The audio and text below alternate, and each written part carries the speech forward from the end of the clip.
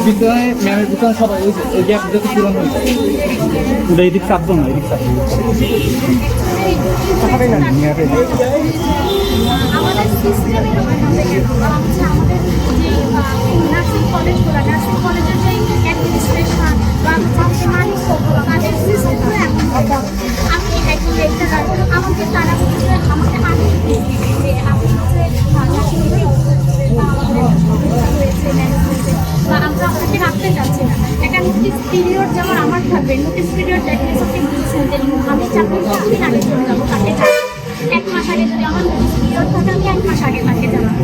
দেন আমার যদি কোনো তাদের যদি কোনো সমস্যা থাকে তারা আমার সাথে একটা সেশন করবে তারা আমাকে বলবে রাখতে চাচ্ছে বাট এটা কোনো ওয়ে হইতে পারে না যে আমাকে হচ্ছে যে 5 মিনিটের ভিতরে আমাকে অব্যাহতিপত্র দিবে হ্যাঁ তারা আমাকে অব্যাহতিপত্র দিয়েছে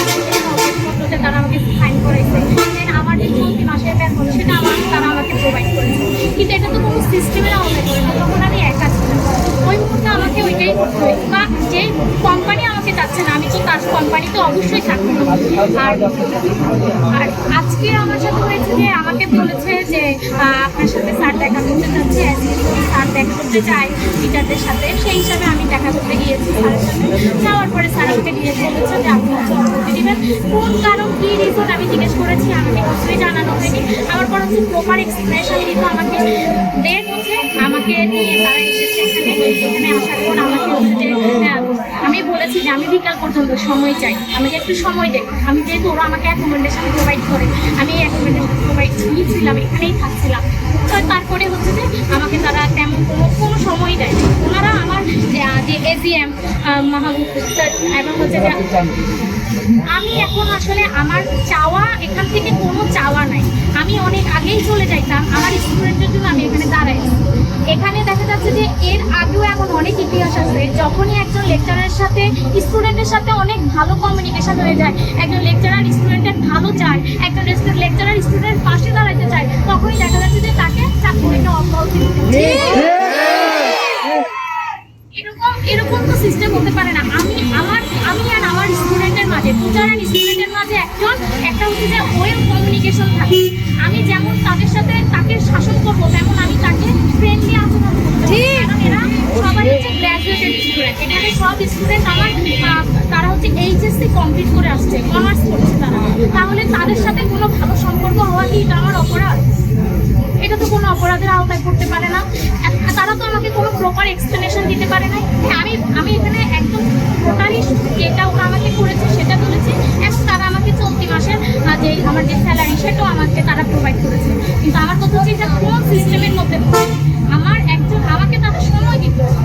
আর এই যে তারা এখন হচ্ছে যে দেখা যাচ্ছে যে আমি যদি আজকে প্রেস কনফারেন্স না করতাম ইন ফিউচারে এরকম অনেক ঘটনা আছে যে আমরা আমাদের বাংলাদেশে যারা প্রভাবশালী ব্যক্তিবর্গ আছে তারা দেখা যাচ্ছে যে এরকম ছোট ছোট যে এমপ্লয় আছে আমি কোনো বড় কোনো এমপ্লয় না আমি একটা ছোট এমপ্লয় এই প্রভাবশালী ব্যক্তিবর্গরা এই ছোট এমপ্লয় যখন কোনো একটা অভিযোগ করে দেখা যাচ্ছে তার এগেইনস্টে কোনো একটা স্টেপ গ্রহণ করে আজকে আমি আমার প্রেস কনফারেন্সের মাধ্যমে এটা বলতে চাই অন্তত ইন ফিউচার যেন আমার উপর কোনো প্রভাব না পড়ে কারণ আমি ওদের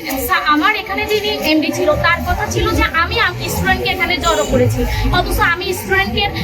তাদের সাথে আমার কোনো কমিউনিকেশনই হয়নি আমাকে ওনারা বলেছে আমি যে কলেজের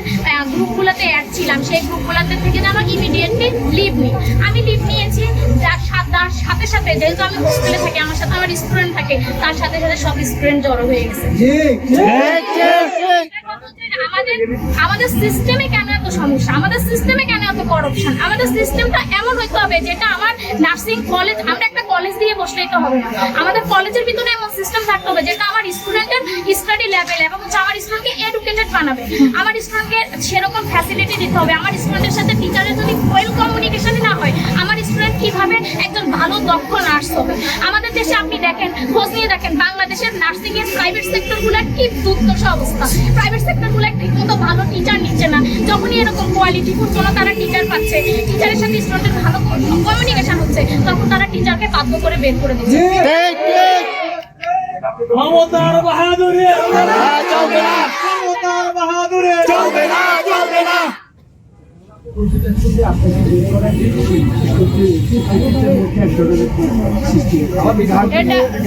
হ্যাঁ, এটা হচ্ছে শুধু ম্যামকে বের করে দেন, নার্সিং ডিপার্টমেন্টের প্রত্যেকটা স্টুডেন্টকে বের করে দিচ্ছে, এটা বলতেই হবে। কারণ আচ্ছা ঠিক আছে, একটু বলেন তো কি হয়েছে?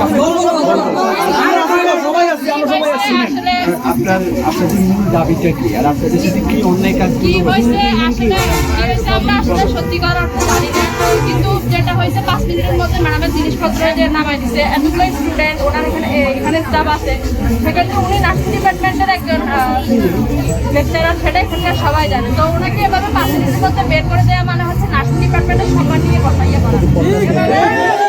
বের করে দিচ্ছে মানে আমাদের ভবিষ্যতে আমরা যারা নার্সিং কমপ্লিট করে আমরা কোথাও না কোথাও জব করবো, সেটা টিচিং হওয়া অথবা নার্সিং হবো, তার মানে ওনাকে বের করে দিচ্ছে মানে আমাদের প্রত্যেকটা স্টুডেন্টকে, মানে আমাদের প্রত্যেকটা এমপ্লয়িকে বের করে দিচ্ছে। এটাই হচ্ছে আমাদের ইয়ে। কেন বাংলাদেশে নার্সিং ডিপার্টমেন্ট